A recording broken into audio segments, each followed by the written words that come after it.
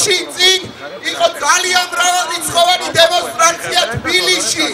გუშინ წინ დემონსტრაცია იყო ბათუმში და იქაური სტუდენტები, იქაური ახალგაზრდებიც ფიქრობენ თქვენზე და ცდილობენ რომ გააძლიეროთ თქვენი პროტესტი, რითიც შეუძლიათ. პირველად ძალიან დიდი ხნის შემდეგ დემონსტრაცია გაიმართება გორშიც და გორელის სტუდენტებიც ორშაბათს ხვალ თქვენ მხარდასაჭერად გამოვლენ იმ ქალაქის ცენტრში. ასე რომ თქვენ არ ხართ მარტო მთელი ინტერნეტი, მთელი სოციალური ქსელები, მთელი მედია თქვენზე საუბრობს, თქვენი ელია იმედებათ, თქვენს გამარჯვებაზე ფიქრობენ ეს ადამიანები და ყველაფერი ცდილობენ ამ გამარჯვების გაძლიერებას. რუც იმას იფიქრებს ნურავინ, რომ თქვენ შედეგი არ გაქვთ. თქვენ კარგად ხედავდით იმას, რომ თქვენი გაფიცვის პირველ დღეებში არც ერთ ნაბიჯს არ გაგდნენ უკან.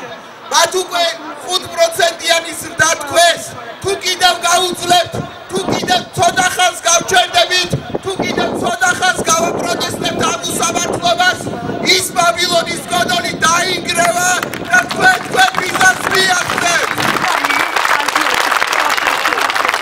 ძალიან ახლოს ხართ თქვენ გამარჯვებამდე, ძალიან ახლოს, ცოტაც უნდა გაუძლოთ. კიდევ რისი თქმა მინდა მე თქვენთვის, რომ მედია, სხვა საშუალებები ხშირად საუბრობენ სხვადასხვა მეასე ხარისხოვან დეტალებზე, ხშირად საუბრობენ რაღაც დემოკრატიაზე. თქვენ ხართ დემოკრატია, თქვენი ბრძვით თავისუფლებისთვის, თქვენი ბრძვით თანასწორობისთვის, თქვენი ბრძვით სოლიდარობისთვის.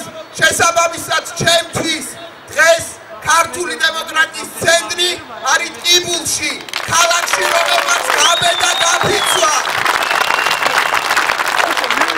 ჩვენ ძალიან ბევრჯერ გვითქვამს უფლებას, პრივილეგიას არავინ არ იძლევა თავისით არავინ არაფერს არ დათმობს.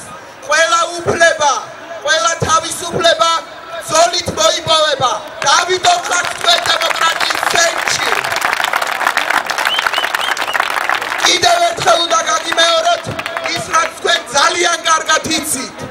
არ არსებობს მეწარვის მიერ შექმნილი სიმდიდრე. არ არსებობს ადმინისტრაციის მიერ შექმნილი სიმდიდრე.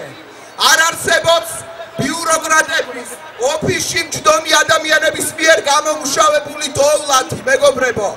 თავარ სიმდიდრეს, თავარ დოვლათს, თავარ წარმატებას, იმ მოგებას, რომელიც ამ საწარმოს აქვს, ქმნით თქვენ და არავის სხვა. შესაბამისად თქვენი ყველა მოთხოვნა არის აბსოლუტურად სამართლიანი. რაც შეეხება პოლიტიკურ პარტიებს, მეგობრებო, მე 1000 ეთერში ვიყავი დედაქალაქში ყოფნის დროს, 1000 ადგილას მოусმინე ამ ადამიანების გამოსვლას ტელევიზიით, პრესაში, რადიოთი.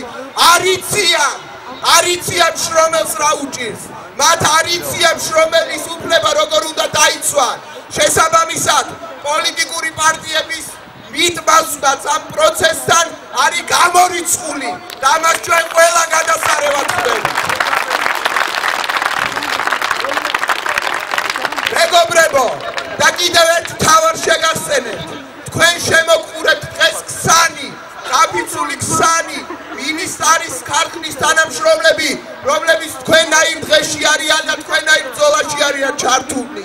თქვენ შემოგყურებთ დღეს ჭიათურას, სადაც ასევე უმძიმესი მდგომარეობა შექმნილი. თქვენზე ფიქრობენ სამხრეთ საქართველოში, ბოლნისში, კაზრეთში, ოქროს საწარმოს მუშები და თქვენი წარმატება იქნება მათი ბრძოლის განახლების წინაპირობა. ასე რომ ეს პასუხისმგებლობა კიდევ ერთხელ უნდა იგრძნოს. და მე თქვი ერთხელ ეთერში და აქაც მინდა გავიმეორო ძალიან ხმამაღლა. ვესერებოს, ჩვენ გავიმარჯვებთ. ვესერებოს.